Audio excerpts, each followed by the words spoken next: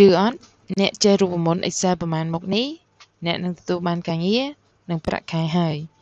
សូមស្វាគមន៍មកកាន់ My YouTube Channel ថ្ងៃនេះខ្ញុំនឹងបរៀនរូបមន្ត Excel ដល់អ្នកទាំងអស់គ្នាបន្ថែមទៀតដោយតាមការសន្យាថ្ងៃនេះនឹងបង្រៀនអ្នកទាំងអស់គ្នារបៀបប្រើរូបមន្ត XLOOKUP Filter Index Match ចឹងយើងដឹងហើយសម្រាប់ Index Match គឺយើងប្រើសម្រាប់ស្វែងរក data filter គឺយើងទាញទិន្នន័យផ្សេងៗហើយ XLOOKUP គឺយើងស្វែងរក value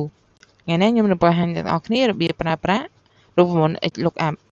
ចឹងសម្រាប់ខ្ញុំវាមាន XLOOKUP និង VLOOKUP តែទៅទៅខ្ញុំចូលចិត្តប្រើ XLOOKUP ច្រើនជាងឥឡូវតោះយើងមករៀនប្រើរូបមន្ត XLOOKUP ទាំងអស់គ្នាឧទាហរណ៍ក្នុងតារាងរបស់ខ្ញុំមានសំណុំឯកសារទាំងអស់នេះតារាងឯកសារទិន្នន័យទាំងអស់នេះអញ្ចឹងខ្ញុំមាន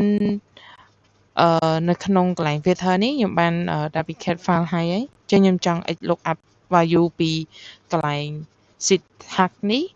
មកចូលនៅកន្លែង filter អញ្ចឹងខ្ញុំមានទិន្នន័យជាចម្បងគឺខ្ញុំ copy ទិន្នន័យខាងក្រោមនេះហើយខ្ញុំប្រើរូបមន្ត XLOOKUP ដើម្បីទាញទិន្នន័យចេញពីជួរផ្សេងៗអញ្ចឹងខ្ញុំដាក់នៅត្រង់កន្លែង filter បន្ទាប់មកខ្ញុំចង់ XLOOKUP ទៅលើការបរិច្ឆេទចាប់ផ្ដើមការងារចង់ដឹងថាការដើរ plan call plan ហ្នឹងយើង start នៅថ្ងៃណាអញ្ចឹងយើងចាប់ផ្ដើមប្រើរូបមន្ត XLOOKUP គឺងាយស្រួលប្រើទេ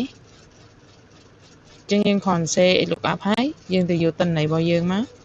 យកចេញពី XLOOKUP x ទៅលើ value មួយណាគឺខ្ញុំចង់ស្វែងរកសារដើរតាម call plan នេះហើយតមកខ្ញុំទៅselect លើជួរដែលខ្ញុំចង់ search គឺខ្ញុំជួរកន្លែងនេះឯងគឺតារាងឈ្មោះភារកិច្ចនេះខ្ញុំ select ជួរវាហ្មងហើយតមក result ដែលយើងចង់បាននេះគេ result របស់ខ្ញុំគឺខ្ញុំចង់ដឹងការបរិច្ឆេទចាប់ផ្ដើមអញ្ចឹង select អក្សរ E នេះចឹងបើសិនជាយើងរកអត់ឃើញទេឲ្យវាចេញ blank នេះគឺជារូបមន្ត XLOOKUP របស់យើងដែលយើងអាចប្រើបានnhưngនៅពេលដែលខ្ញុំទាញមកវានឹងចេញ result មកតាមនឹង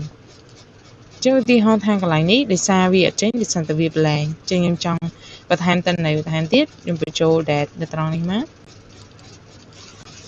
វានឹងបង្ហាញនៅក្នុងនេះដូចគ្នាតែសារៈសំខាន់របស់ XLOOKUP គឺយើងអាច XLOOKUP បានច្រើន value ចឹងឧទាហរណ៍យើងចង់បានទិន្នន័យការបរិច្ឆេទហួសកំណត់អតីតភាពស្ថានភាពអីហ្នឹងតទៀតយើងអាចបុកបន្ថែម column result នេះអញ្ចឹងចាំថានៅពេលដែលយើងប្រើ XLOOKUP កន្លែងនេះគឺជាទិន្នន័យដែលយើងស្វែងរកបន្ទាប់មក rank ដែលយើងស្វែងរកទិន្នន័យមួយហ្នឹងបន្ទាប់មកកន្លែងនេះគឺជា result rank នៅពេលដែលយើងរកឃើញឲ្យវាចេញលទ្ធផលអីគេ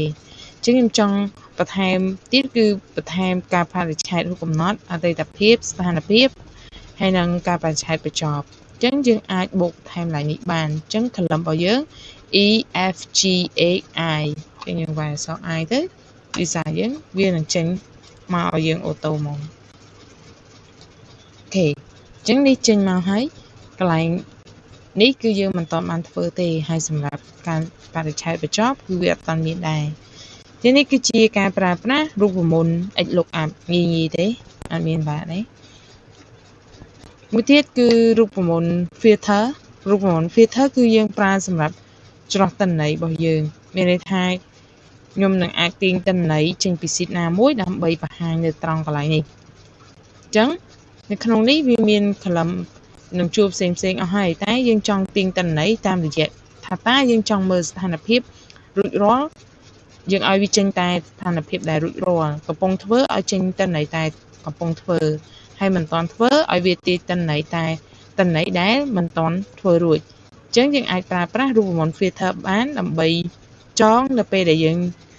select drop down នេះវានឹងចេញតាមទិន្នន័យដែលយើងចង់បានអញ្ចឹងនៅកន្លែង filter មកប្រើរូបមន្ត filter smart filter តោះមកយើងទៅ select rank របស់យើងគឺមួយនេះ select ដល់ចុងមកហើយអូសដល់ក្រោមហើយខ្ញុំដកលេខចេញដើម្បីឲ្យវាចាប់រហូតដល់ជួរខាងក្រោមនេះណាហើយបន្តមកទៀតក្បៀសចា៎នេះគឺជា តិន័យដែលយើងចង់ អ្នកនរគ្នាចឹងនេះតិន័យដែលយើងfilter ហើយតបមកយើងទៅ select ជួរលក្ខខណ្ឌរបស់យើងអញ្ចឹងជួរលក្ខខណ្ឌរបស់យើងគឺជួរកន្លែងស្ថានភាពអញ្ចឹងយើង select ជួរវាសិនមកហើយបន្ទាប់មកបានយើងដាក់សញ្ញាស្មើជាមួយនឹងអាត្រាប់ filter របស់យើងដែលក្នុង sheet ឈ្មោះ filter ដើម្បីនៅពេលដែលយើង select ទៅវានឹងចាប់តាមតិន័យចេញពី sheet tag របស់យើងបានណាអញ្ចឹងយើងប្រើហើយយើងបិទវងកញ្ចក់ហើយ enter ធម្មតាអញ្ចឹងនៅពេលដែលខ្ញុំ select តិន័យមួយណាវានឹង filter តិន័យមួយហ្នឹងមកឲ្យយើងមើលដើម្បីទាញតិន័យដែលយើងចង់បានអញ្ចឹងសម្រាប់រូបមន្ត filter មានតែប៉ុណ្្នឹងឯងហើយយើងអាចមានលក្ខខណ្ឌផ្សេងៗទៀតយើងអាចចងវាបាន 3-4 លក្ខខណ្ឌអញ្ចឹងវីដេអូនេះមានតែប៉ុណ្្នឹងអរគុណបាយបាយ